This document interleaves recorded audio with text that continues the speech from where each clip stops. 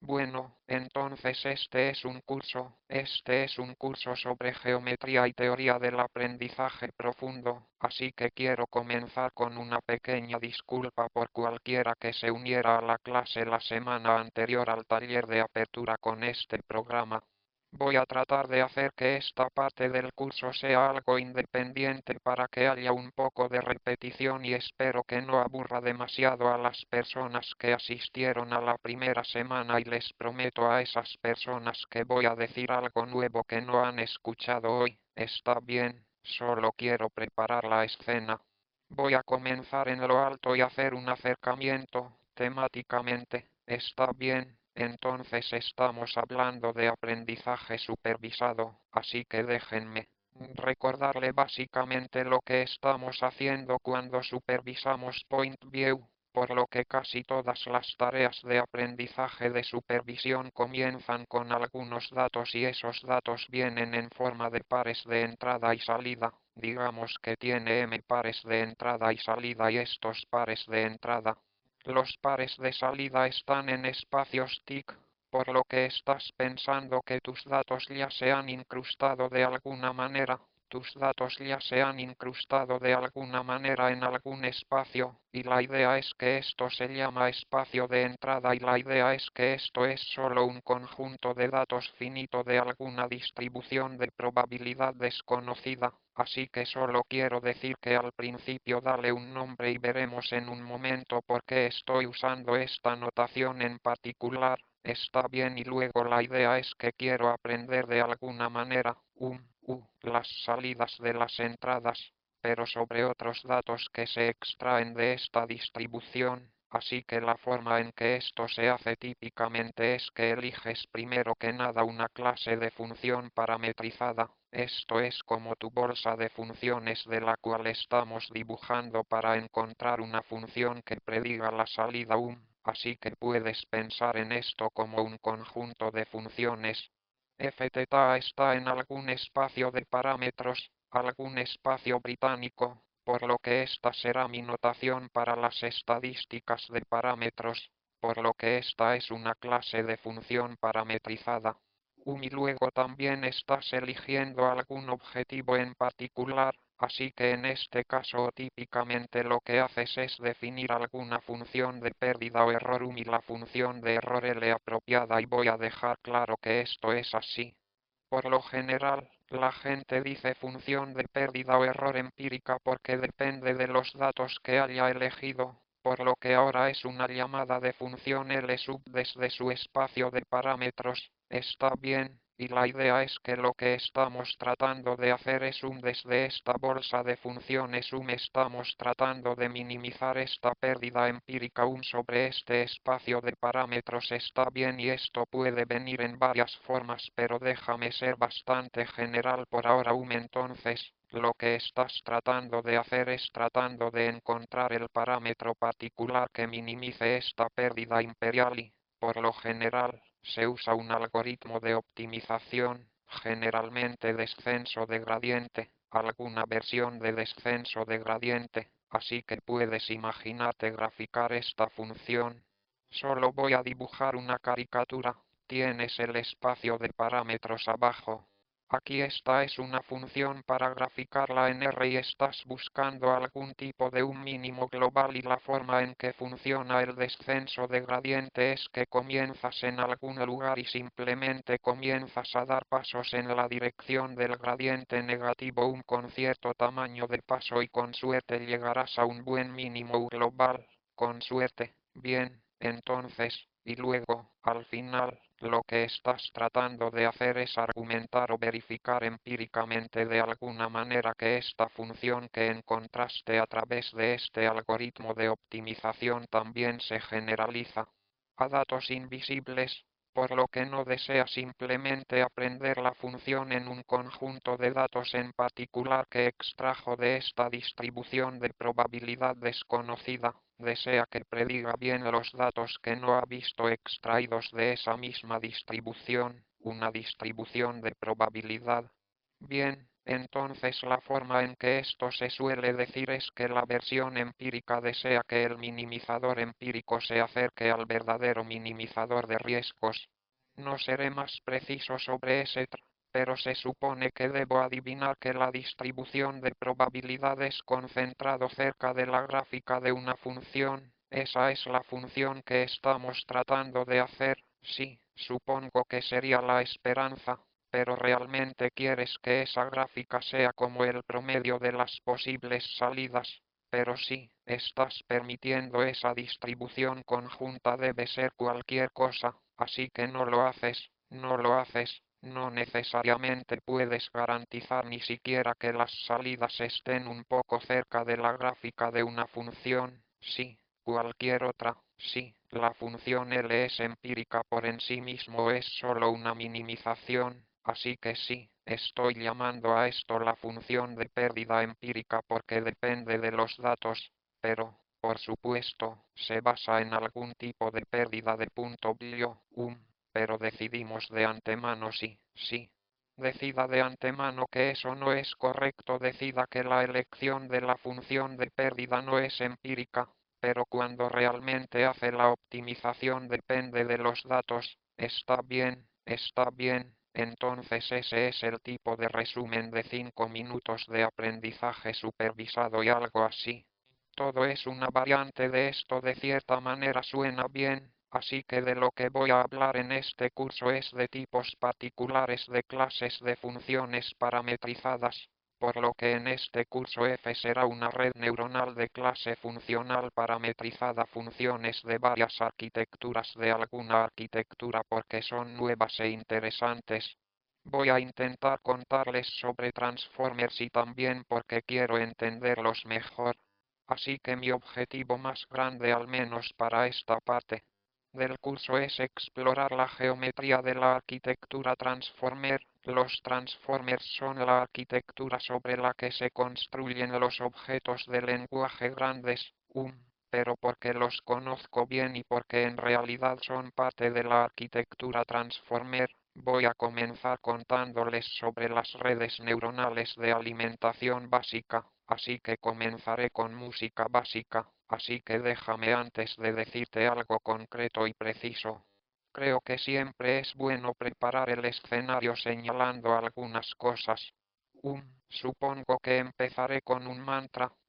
que es mi mantra personal para las cosas en las que he pensado, que es que la geometría importa cuando estamos estudiando estas clases de funciones parametrizadas, y también los modelos combinatorios de juguetes son muy útiles, por lo que la geometría y la combinatoria son importantes al estudiar este tipo de problemas, así que dibujaré una especie de ático de los tipos de problemas en los que estamos pensando, así que quiero decir, ya sabes,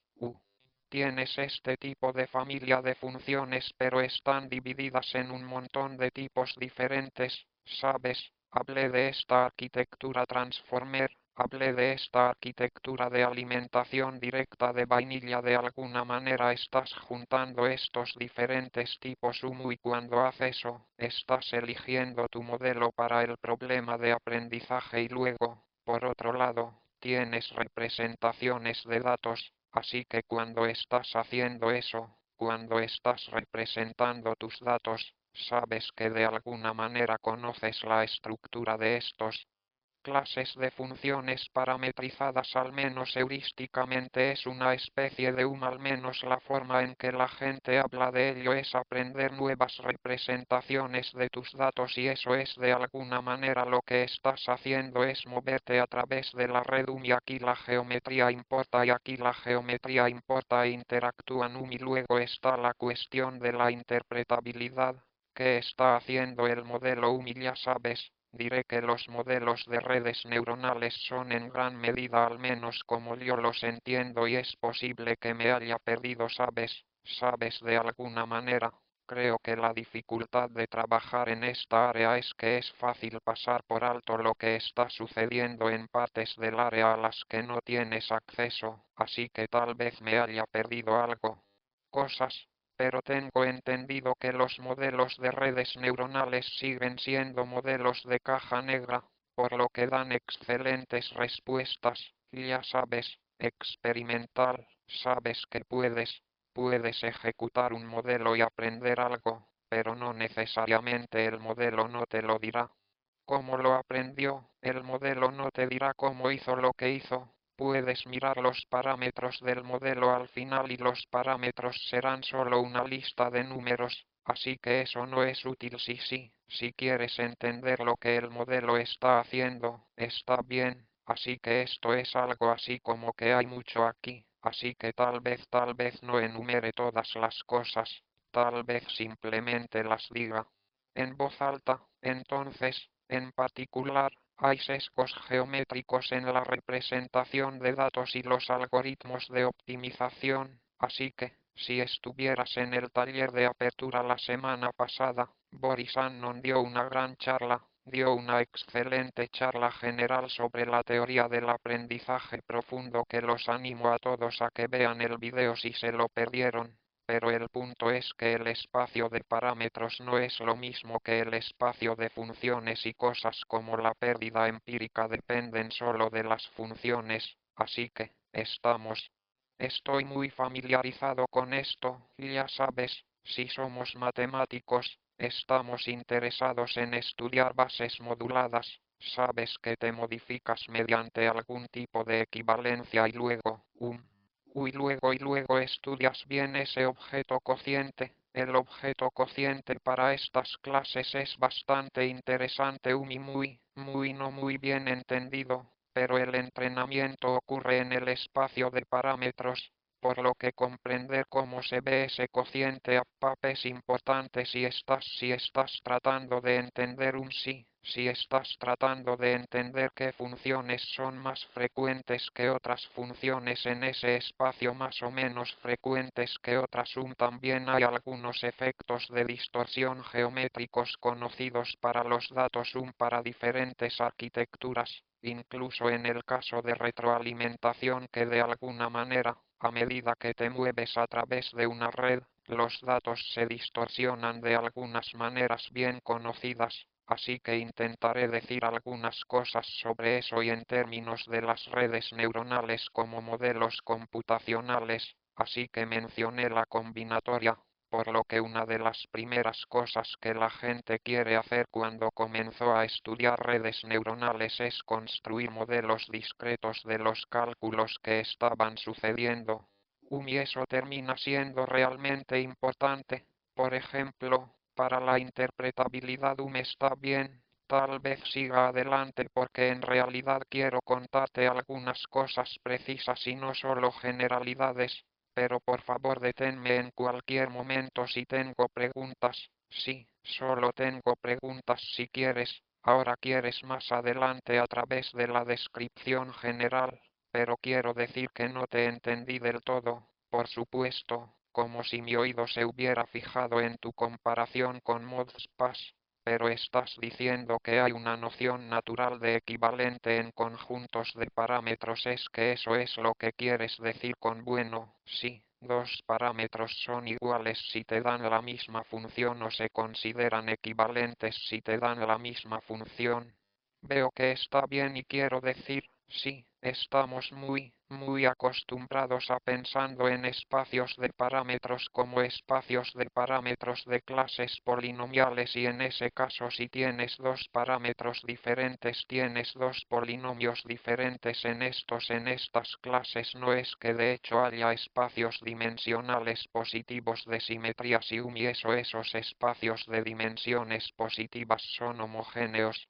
A medida que te mueves a través del espacio de parámetros, la dimensión del espacio de simetrías es diferente a medida que te mueves a través del espacio de parámetros. Está bien, déjame describir una clase de función, así que aquí tienes una clase de función así que aquí está la clase de redes neuronales de alimentación básica con activación ReLU, así que estoy describiendo la activación de redes así que esta es una clase de función, es decir, Es una clase de funciones de Rn0 que se realiza como una composición de mapas de un tipo muy particular, por lo que cada uno de estos mapas se llama mapa de capa de red neuronal y son estos mapas de capa los que se describen, por lo que no son más que eso, para cada uno es solo un mapa lineal a line. Una transformación lineal más un cambio compuesto con una función de activación por componentes, por lo que esta es una aplicación inteligente de una función de activación y diré algunas cosas más sobre esto en un segundo, por lo que una función de activación es solo una función ADR-AR y la idea es que se supone que esto modela si una neurona se activa o no, así que tal vez debería hacer un dibujo, así que aquí esto estaría representando las neuronas de una red neuronal de arquitectura 3221 y la idea es que estás mapeando de R3 a R2 usando una transformación lineal a pin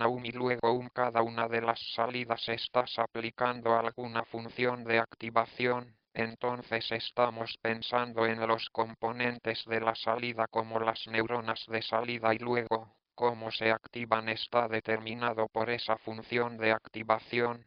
Puedo hacer una pregunta y hay alguna razón por la cual una nueva red debería funcionar mejor que otro tipo de funciones. Aparte de la intuición que juega, tengo una buena respuesta a esa pregunta.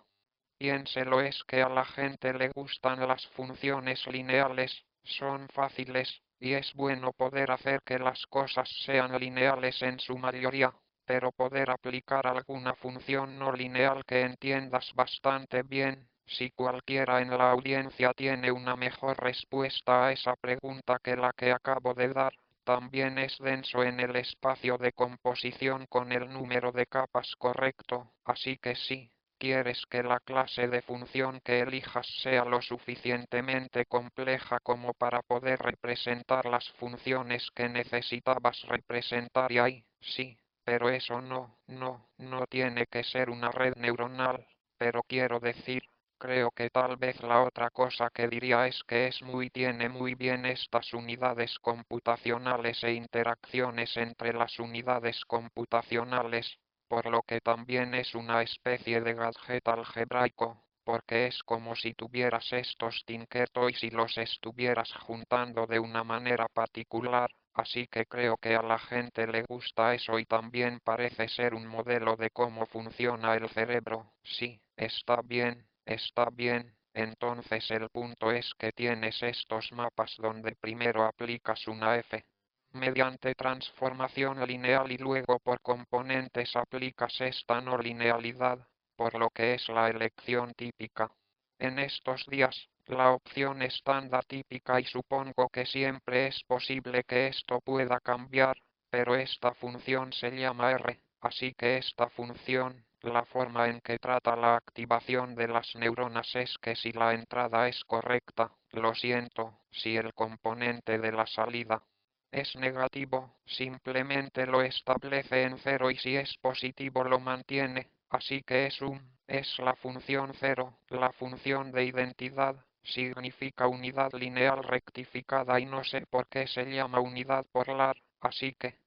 simplemente un poco de terminología, así que hablo de la arquitectura de una red neuronal de avance. De lo único que estoy hablando es de la lista de dimensiones de las capas. Así que esta es la dimensión de la capa de entrada y luego tienes una dimensión de la capa de salida y luego tiene todas las dimensiones de capas ocultas y es un mapa que es una composición de mapas a través de esas capas de es la profundidad del número y el ancho de la red es una especie de dimensión máxima de las capas, por lo que el ancho es solo m sobre el y luego y entonces tal vez también lo diga dije que esta es una clase de función parametrizada pero ¿cuáles son los parámetros? Bueno, entonces tienes estos mapas lineales apinos, este es el mapa de capa el mapa lineal de la line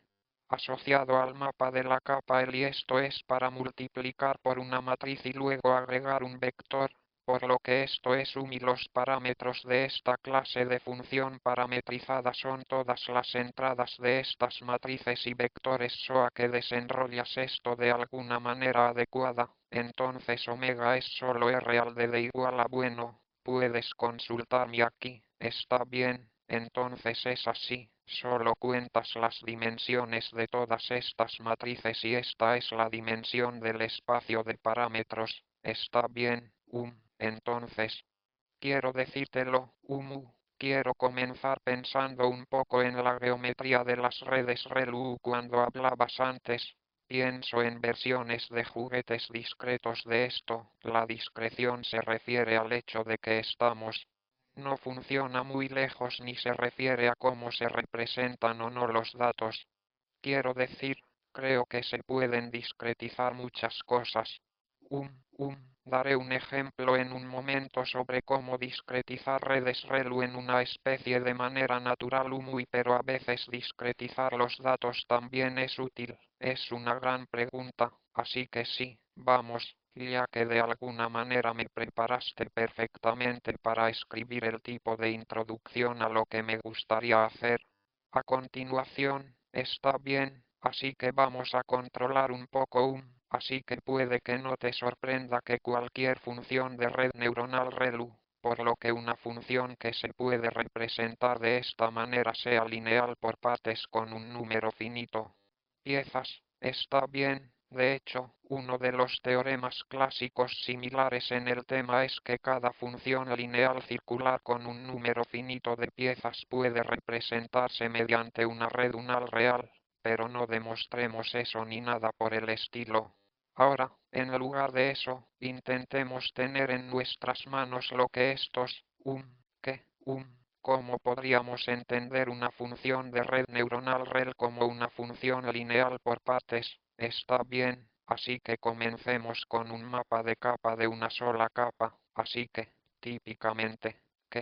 lo que la gente vuelve a hacer es registrar los componentes con estos círculos que son neuronas y puedes imaginar que son variables y luego informar los parámetros de la red registrando pesos y sesgos para tener este tipo de nodo adicional,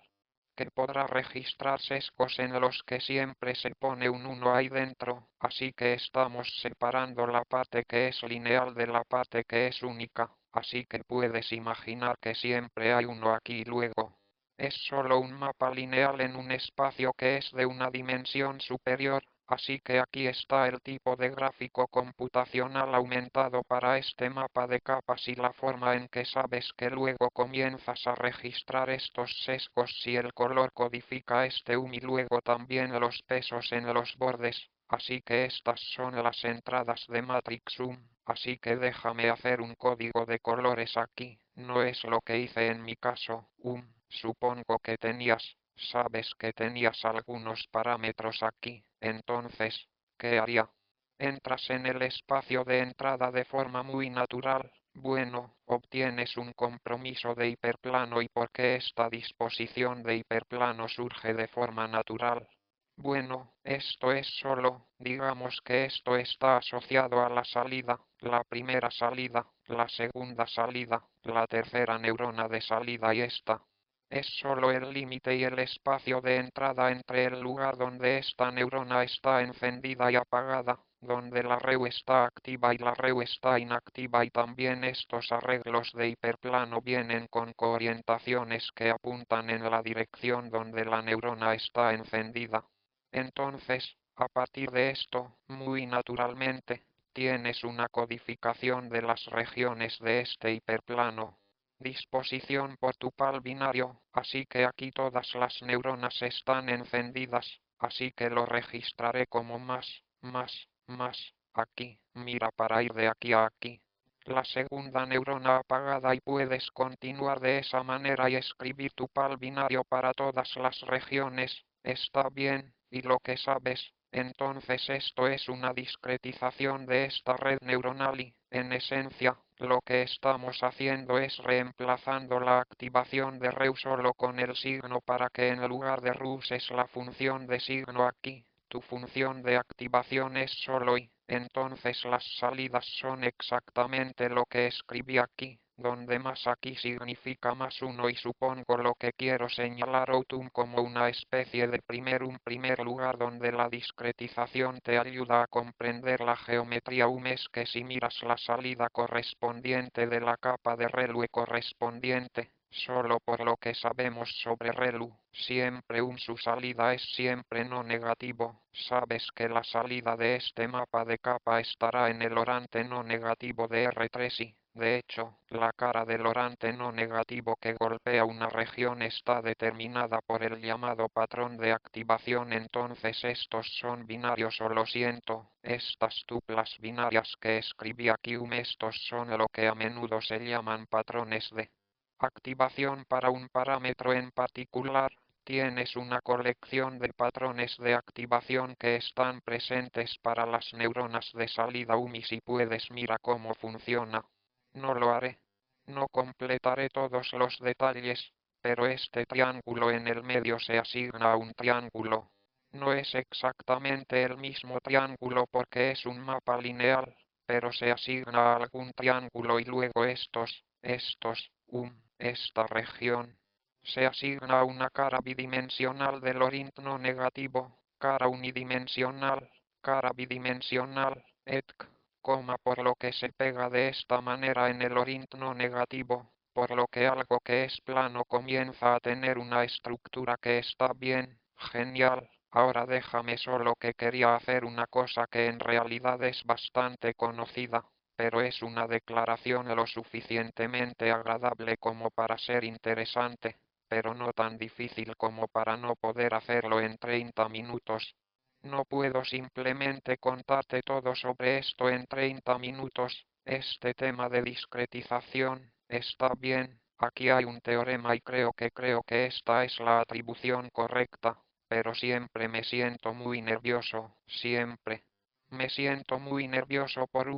pero creo que esto se remonta a este artículo. Este es un artículo clásico, así que aquí está cualquier función binaria y los vértices del cubo n. Los vértices del cubo n en diferentes dimensiones. Existe una red neuronal de signos, así que la profundidad 2 significa que hay una única capa oculta que la extiende. Así que déjame decirte lo que quiero decir con eso, es decir, existe un n, un y un θ en el espacio perimetral de la red neuronal de signos de modo que cuando escribes la función correspondiente, por lo que ahora es un mapa que se mapea a través de esta capa oculta y hasta n pero aquí la profundidad es 2 de igual 2 entonces esta es una red neuronal de signos, está bien. Hay una red neuronal de signos y cuando restringes f a los vértices de n, no el cubo, en el espacio de entrada concuerdan con f,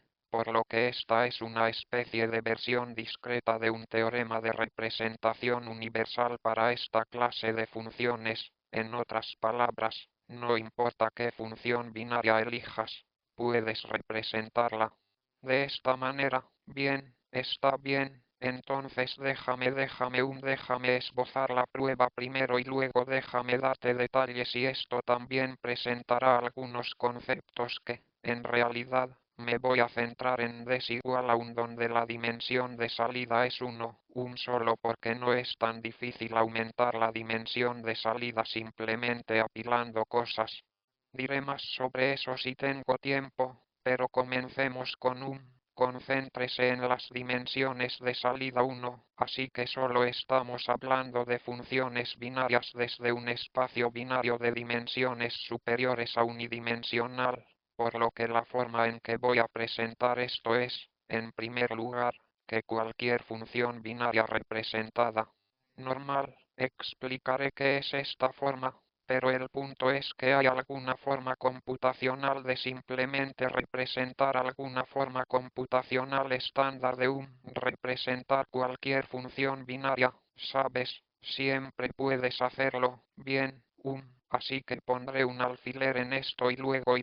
así que debería decir un poco más aunque esencialmente esta forma normal disyuntiva es una composición de primero ans y no ans y luego minerales. Así que esta es una composición y no una seguida de y luego un y luego la segunda parte de esto. Entonces la primera parte es una especie de teorema de representación clásico para funciones binarias y luego la segunda parte es sobre implementar esas funciones binarias clásicas usando la estructura de una red neuronal de signos. Por lo que ans no ans y entre o son todos representables como una sola capa un signons. Está bien, así que déjame. Por cierto, profundidad un signons también creo que a veces se les llama redes de umbral lineal o lo siento, umbral lineal sopetones y la idea es que,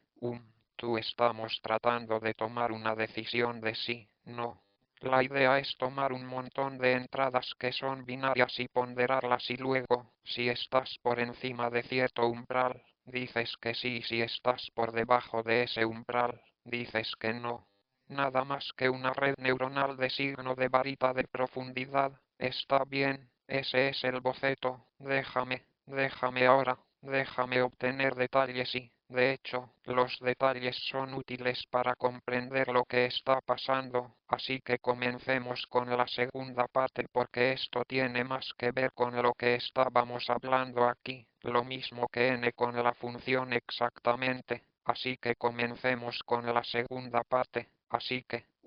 hablemos de pero y me comience con y entonces podría escribir esto y tiene estas n entradas y todas son tratadas simétricamente. Esto también se escribe así y esto es solo más uno, por lo que la salida de esto es más uno si todas las entradas son más uno y menos uno en caso contrario. Y déjame hacer un dibujo para poder escribir algunas ecuaciones o podría escribir algunos parámetros, pero la imagen es mejor. Entonces la idea es que quieres construir un clasificador binario lineal que genere uno en este vértice del cubo unitario. Lo siento, ya sabes, más menos uno cubo y genera cero en cualquier otro lugar o lo siento, negativo en todos los demás y entonces lo que estás buscando es un hiperplano apino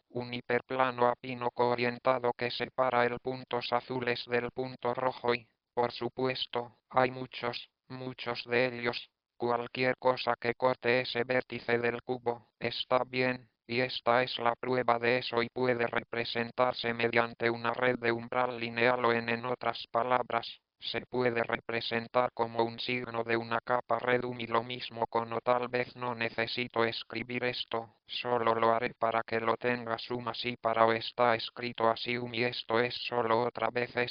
es negativo. Todo es negativo si todas las entradas son negativas, de lo contrario, es el mismo tipo de trato. Estás cortando un vértice de este min cube. Puedes hacerlo con un separador lineal a lineal y luego déjame señalar también que si tienes música una función que es un montón de ans y no ans o lo siento ans y nudos eso no es lo mismo que nand es nand lo mismo que y no es algo más tal vez no lo sé, pero te diré lo que quiero decir aquí, entonces, y está bien, ahora si tienes alguna función que sea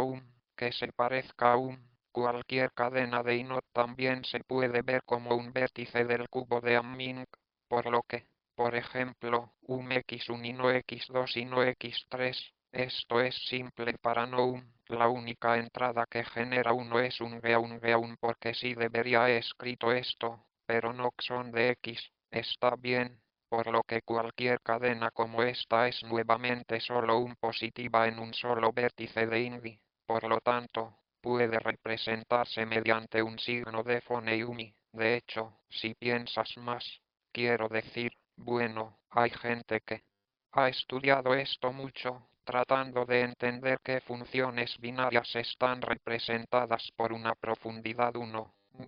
Lo siento, un signo de profundidad 1, pero lo que está claro es que si tienes una cara, cualquier cara, del cubo a y es más uno en esa cara, entonces puedes hacerlo con un corte lineal y este es el caso en el que es una cara cero y simplemente estás cortando esa cara cero pero cualquier cara de dimensiones inferiores. Puedo hacerlo bien, tal vez no escribiré eso porque no va a ser importante para lo que estoy diciendo, así que ahora déjame darte una definición y en el bosquejo de la prueba esto es aquí es donde estoy definiendo la forma normal disyuntiva, así que probablemente puedas ver a dónde voy aquí. Si ya conoces la forma normal disyuntiva, entonces cada función binaria es una representación única de la forma normal disyuntiva en lugar de definir con precisión la forma normal disyuntiva. Déjame explicarte.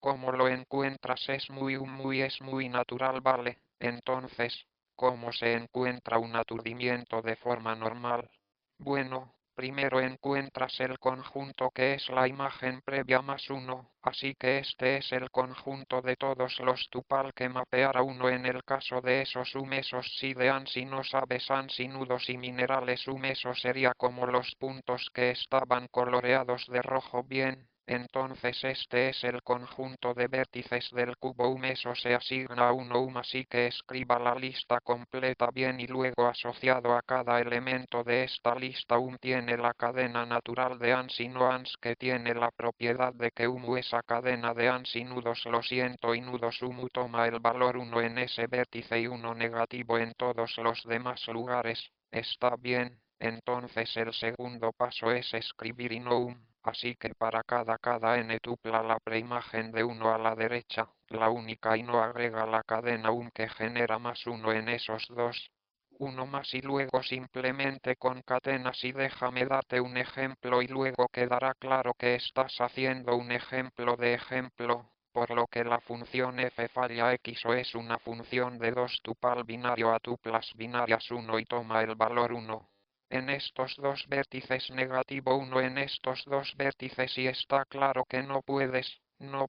separar linealmente el rojo del azul pero puedes escribir XOR en forma normal disyuntiva, así que si miras una preimagen de 1 más 1 esto es solo el conjunto más 1 más 1 1 1 las coordenadas de los puntos rosados y asociado a cada uno de estos hay una cadena única de ANSI un nudo que genera uno solo en ese vértice. Por lo que en este caso sería x1 y salidas x2 más una solo en este vértice y no salidas x1 y no x2 más una solo en ese vértice y esta es la forma normal disyuntiva entonces estás diciendo que estás afirmando que la afirmación es que XOR x2 es solo tómaselo de estos dos. Entonces tú más tu salida es más 1 si eres esto y entonces es una forma muy universal de representar una función binaria. Simplemente enumeras todas las cosas que van a 1 y luego te aseguras de tener una función que simplemente selecciona esa entrada y luego simplemente dices está bien. Eres más 1 si eres 1 si eres esto es una forma muy ineficiente de representar una función binaria, pero siempre funciona, así que permítanme escribirla para que tengan notas. Estoy mirando en qué sentido esto es malo, como si estamos definiendo la definición. Sí, está bien, justo. Suficiente así que sí, supongo que estás dispuesto a reordenar las declaraciones de estos y no, sí, verás bien, si solo permites ANSIC not sum en el primer paso y luego horas en el segundo paso, creo que es único, simplemente reordenar el OS y O, estás diciendo aquí adentro reordenar el ANSI sí, el gran paso, sí, de todos modos. El punto es que siempre tienes esta representación, y lo que eso te dice es que tienes este tipo de circuito lógico, Estamos aquí, uno es este primer segundo z es y luego 2 por 1 por lo que discutimos con las manos con las imágenes de umbral lineal o ser representado por un signo por una red neuronal de signo de una sola capa prueba de cuál es el ancho de la capa oculta en esta construcción. Dígalo de nuevo tamaño de f inverso 1 sí, así es, así que tiene un nodo aquí para cada y no y la expresión de la que hable par dígalo de nuevo, podría hablar. Sobre un poco de parodia en este contexto, un poco de parodia como EXO es como un poco de parodia sí, en tu ejemplo, y sabes que es un ejemplo fundamental increíblemente importante porque ves que puedes tener como sabes que la función par conduce a esto de manera exponencialmente grande, derecha, derecha, derecha. Cierto, cierto, sí, sí, ahí está la función de parodia y supongo que ese es el peor de los casos para el tamaño de esta capa oculta, pero sí, no iba a hablar de eso, pero sí, eso es realmente buen punto, está bien, veamos, está bien, ya que tengo unos minutos, este en realidad era mi lugar donde iba a terminar, pero parece que fui más rápido de lo que pensé. Así que solo lo diré. ¿Qué haces si tienes varias salidas? Bueno, simplemente apilas un montón de estas juntas, así que el punto es que UMIDE son mayores que uno, entonces sí, básicamente tienes un binario, tienes esta construcción para cada salida. Nodo, entonces solo tienes que aquí están los nodos ocultos asociados a LANs y los nudos de este y luego simplemente concatenas aquellos con minerales, aquí están los de este, pero aún tienes el mismo circuito lógico, ¿sabes? Todavía estás usando la misma idea para el circuito lógico que básicamente tiene tus neuronas de entrada originales y luego tienes este circuito lógico para la función binaria, que es el componente de la salida y simplemente los apilas para que sea un producto de estos.